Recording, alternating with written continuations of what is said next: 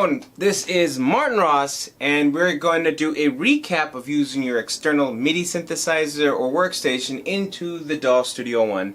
This might apply for many other DAWs, but a lot of people asked me to get a clearer representation of what I was saying, meaning the outputs to the audio box. So I'm going to do my best, considering I have a Korg Kronos, which is heavy, that's hard to move.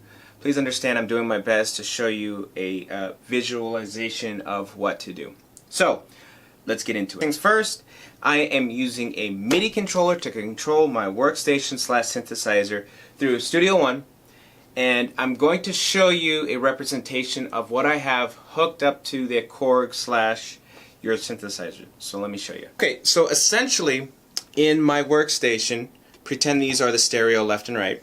So I have a quarter-inch on the left, a quarter-inch on the right, going into my audio box, 3/4 in the connections in the back of the audio box. So again, you're going to use your stereo, left, right. You're going to plug it in to left and right into your inputs of your audio box, minus 3/4. Yours can be anything from there. And then make sure that your synthesizer or MIDI devices has some kind of USB to your PC or Mac. So you don't have a USB. This is busted, sorry. I took this out on the road a lot, so had to put tape on there. So you're going to take this 5-pin MIDI to a USB, obviously your synthesizer, to your PC or Mac. Alright? So, your old synthesizers are going to be used. It's going to work. We're going to make this work. Now, so, once I have that, all I'm using for my controller is just a MIDI device to my Mac or PC. So, with everything set up, let's review. On my Korg Kronos, I'm taking my output, which is left and right, to my input of my audio box, which is 3/4. Yours could be 1/2, or whatever you have available in stereo. Okay? Obviously, I'm using stereo because some of my sounds, like those strings you heard, are in stereo.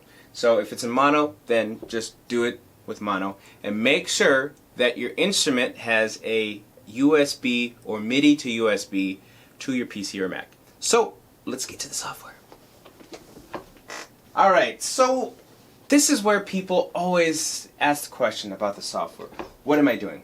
Alright, so I already have a pre-made template, but I'm going to show you what I have set. So the very first thing that I want to do is I want to show you how to get to your preferences. You're going to go to your preferences, which is either Studio One preferences on a Mac or File preferences on a PC. I don't know exactly, but go to your preferences, right? You're going to go to external devices. What I have set up first is I'm created a new instrument, right? So you just hit add and say new instrument. You'll get this. I labeled it Korg, and I set up it to have, it knows what USB it is. Yours could be any generic USB name. You click on that to receive from and send to. So obviously I'm receiving from the Korg keyboard and I'm sending it to the Korg keyboard, but obviously the name's a little bit different, but this is my send and receive. Korg Kronos keyboard, Kronos sound, send to and receive. Alright? So make sure that all MIDI channels are open, so if you're doing multi-tracks you can be able to choose through channels. I don't know at this point of time that how to be able to do program changing within that. I will figure that out if you can do, but for me, I just write down for each channel what patch that I use, so that way I can go back to it. Alright? So leave all these emptied and you should be good. Hit OK. Now obviously you're going to use any kind of MIDI device, so if you know how to configure your MIDI devices, I'm not going to go over that, but just obviously you're going to just leave your configured MIDI device alone that you've already been using for your DAW. At this point of time in recording, I'm using Studio One 5.3. So yeah, it's been a while. Now that we have our instrument, obviously I created a new track by hitting T, you could hit T or whatever, and I chose instrument and I chose Korg, and I have that right here as you can see. Let me just undo that. Alright, obviously I did another track which is the audio, so this is where that audio part comes into handy.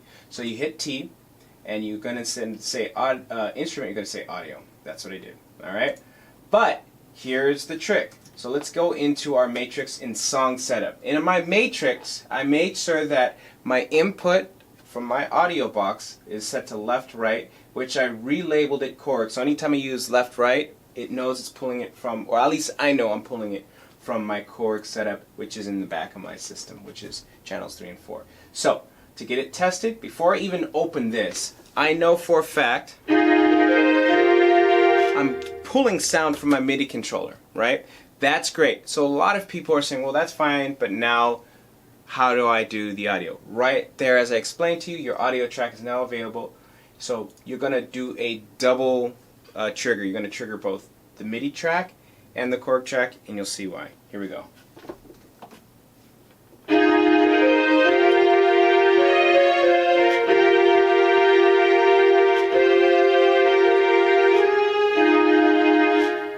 Alright, perfect. So, the reason why I have 2 tracks recorded at the time is so that way if you're happy with your edit, you can see your edit, and if you do your playback, we'll just solo that, you can see your sound is now done, ready to go. But say you messed up, right? You also recorded your MIDI data, so you can delete that track and you can mess it around. Let's just mess it all up here for you so you get an idea.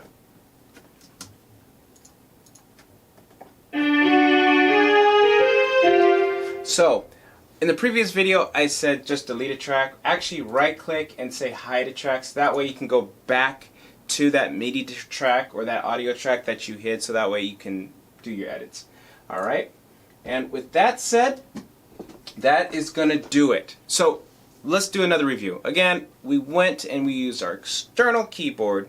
We use the outputs of our external keyboard or synthesizer, left, right, into the input of our audio, whichever you want. Stereo, could be 1, 2, 3, 4, 5, 6, doesn't matter.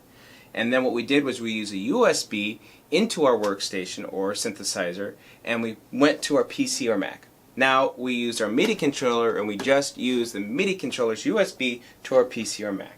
We went into our audio software, which is our DAW Studio One 5.3, and we configured it to create a new instrument using the Kronos sound and the MIDI data. When we loaded in our new instrument, we said to control it using our MIDI controller, which for me is the MPK-25. I hope that clears it up to you guys. Again, this is a recap of something that I did 5 years ago. 5! Wow! Like, whoa! I'm just joking. But yeah, 5 years ago, I've always asked about like seeing some kind of things of what I did for the workstation. It's got mixed reviews, so hopefully this video kind of clarifies what I'm talking about. Please leave your questions in the comments. What I'm going to do is I'm going to try to make video replies, so that way you could see all the video comments, so that way anybody asks the same comment, just go to this video and you can see what I'm doing. Hopefully for those people who said I need visual I'm a visual learner, or I got a lot of those in my email and private messages. Hopefully this helps out a lot. Before we leave, please do me one big favor. I want you to check out my sound library, Zource. Now this is sounds that I've collected through many years of doing music, and a lot of this is for artists or even, you know, producers that want to use these sound libraries. You could plug into any DAW, or you can use your machine, Contact, or Reason. Again, I do have the samples, so you could just drag and drop samples to any DAW you prefer. And right now I'm working on my Zource 5. That's dedicated to the 90s and 2000 type sounds. Also, to please help my channel stay alive and to please keep me going, hit that subscribe button. If you're already subscribed, obviously you probably know the drill by now. Hit that bell to make sure that you are connected, so that way anytime I upload a video, it goes straight to your phone, or you get a message saying, hey, uploaded a new video. I hope this helped you guys out. Thank you so much. This is Martin Ross. You guys take it easy.